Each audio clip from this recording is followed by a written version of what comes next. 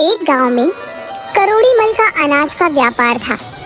वह गांव के किसानों से अनाज लेकर महंगे दामों में शहर में बेचता था। मेरे सिवा किसी को अनाज बेचने की सोचना भी मत। मैं ही तुम सबका भला करूंगा। आप तो अन्नदाता हैं सेठ जी, हम गरीब कहाँ जाएंगे।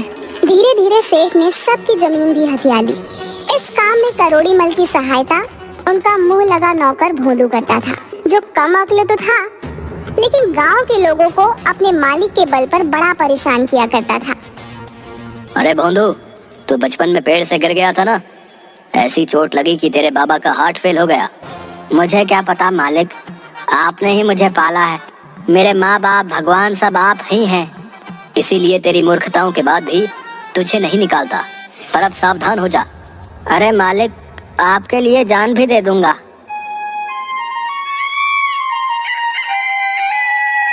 एक दिन करोड़ी मल भोंदू के साथ सामान लेने शहर गया।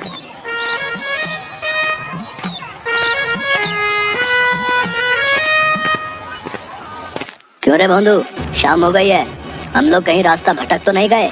ये सड़क कहाँ जाती है? सड़क कहीं नहीं जाती। सेठ जी, आपको क्या हो गया है? सड़क पर चढ़कर लोग इधर उधर जाते हैं। तो बैल का बैल ही रहेगा। किसी ऊंचे पेड़ पर चढ़कर देख, ये रास्ता कहाँ जाता है। सेठ की बात सुनकर भोंदू पेड़ पर चढ़ गया। उसे कुछ भी नजर नहीं आया। वह जोर जोर से रोने लगा। अब क्या हुआ? चुपचाप पीछे उतर जा, हम जल्दी ही शहर पहुंच जाएंगे। अरे मालिक, मुझे पेड़ से उतरना नहीं आता। मुझे बचा लो वरना मैं मर जाऊंगा मालिक। हे भगवान, अंधेरा गहराता जा रहा है। तू जल्दी से नीचे आ वरना डाकू आ जाएंगे और हमारा सारा सामान लूटा जाएगा। अरे सेठ जी, डाकुओं को आ जाने दीजिए, तो वही मुझे उतार पाएंगे। आप अपने सामान के लिए क्या मेरी जान की बाजी लगा देंगे? गोलू की बातें सुनकर करोड़ी मल सर पकड़कर बैठ गए। कुछ देर बाद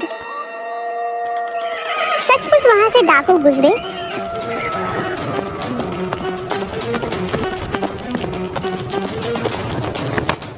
उन्होंने संजीदा राम को पूरी तरह से लूट लिया और भोंदू को पेड़ से नीचे उतारकर फेंक दिया। हाय मेरी कमर, मेरी कमर टूट गई। जब उतारना ही था तो धीरे से उतारते। चलिए सेठ जी, जल्दी से चलते हैं, अब डरने की कोई बात नहीं। सेठ अपनी किस्मत को कोसता हुआ वापस अपने घर आ गया।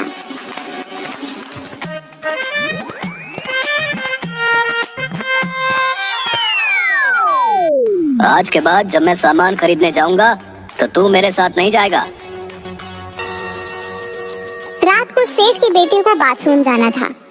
अरे ओ भोंदू, जरा सुरेश को संडास तो ले जा। अरे क्या करना है उसे? उसे लघु शंका करनी है। ना, मुझे विश्वास नहीं। अगर उसने कुछ और भी कर दिया तो मेरी जिम्मेदारी नहीं। आज्ञा से ज्यादा या कम कुछ नहीं करने दूंगा। हाँ। हे भगवान, तू रहने ही दे, मैं ही ले जाऊंगा। कुछ दिनों बाद सेठ वापस शहर सामान खरीदने के लिए गए तो सेठ की दुकान पर एक साधु आया। मुझे भूख लगी है, मुझे भोजन कराओ, भगवान तुम्हारा भला करेगा। वाह वाह वाह, बड़ा आया भोजन करने वाला।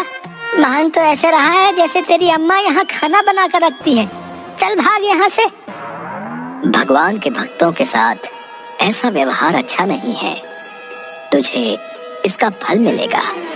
अरे जा जा, फल मिलेगा, फल मिलेगा, फल मिलेगा तो खा लूंगा। तू अपना काम कर। भोंदू इसी तरह का व्यवहार सबके साथ करता था और सेठ का मुंह लगा नौकर होने के कारण वो पूरा फायदा उठाता था। एक दिन करोड़ी मल अपनी जमीनों की लिखा पढ़ी कर रहे थे कि उनका चश्मा गंदा हो गया। उन्होंने भोंदू को बुलाया। अरे ओ भोंदू, जरा ये मेरा चश्मा तो साफ कर दे, कुछ भी नजर नहीं आ रहा है। अभी लो मालिक, ऐसा चमका दूंगा कि मुझ पर नाज करोगे। मालिक को खुश करने के लिए कमअक्ल भोंदू सोचने लगता है कि क्या किया जाए।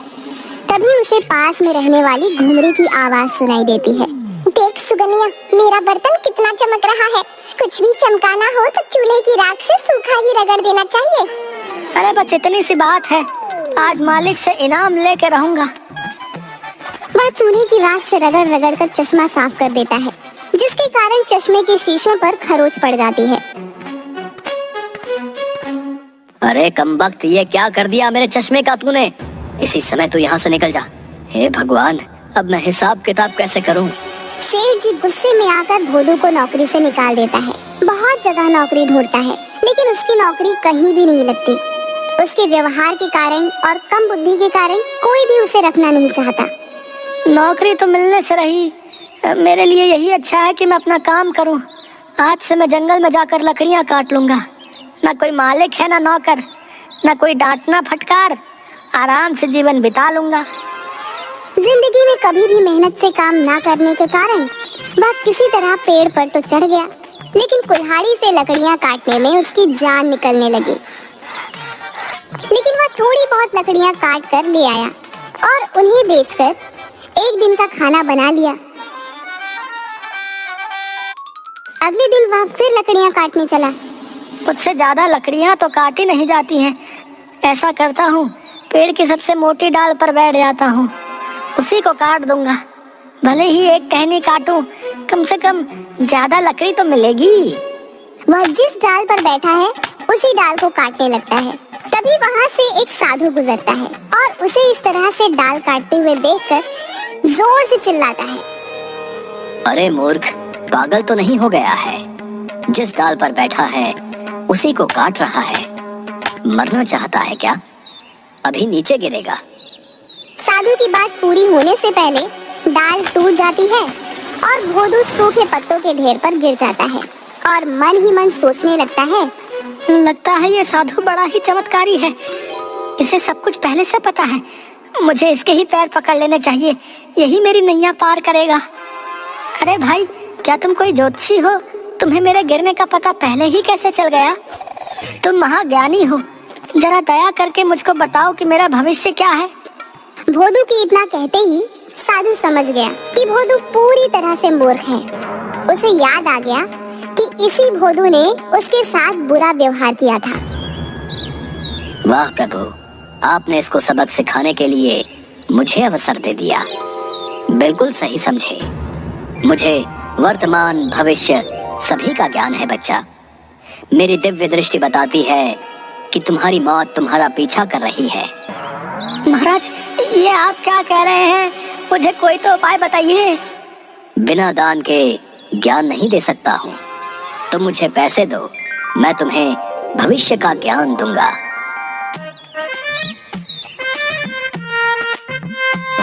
जेबों में उसे एक आने के सिवा कुछ भी नहीं मिलता। साधु महाराज, मेरे पास सिर्फ यही एक आना है। कृपया इसे स्वीकार करें और मुझे बताएं कि मैं कैसे मौत से अपनी रक्षा कर सकता हूँ। साधु ने मन ही मन हंसते हुए उसके एक आने को अपने जेब में रखा और बोला, ये काला धागा अपने पैर में बांध लो। याद रखना, जब तक ये धागा तुम्हारे पैर में बंधा रहेगा तुम जीवित रहोगे, और जैसे ही ये धागा टूट गया तुम मर जाओगे। धर्मराज हाथ पकड़कर ले जाएंगे।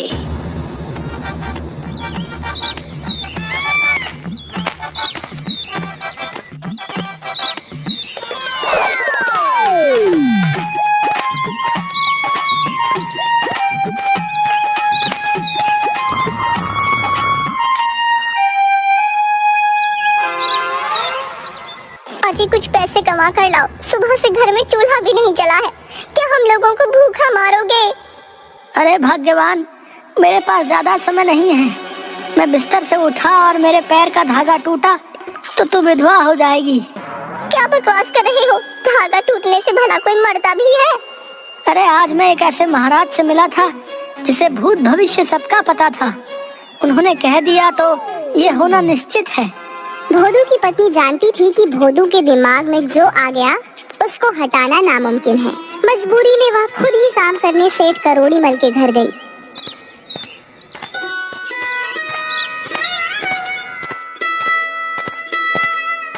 अरे क्या हाल है लाजो?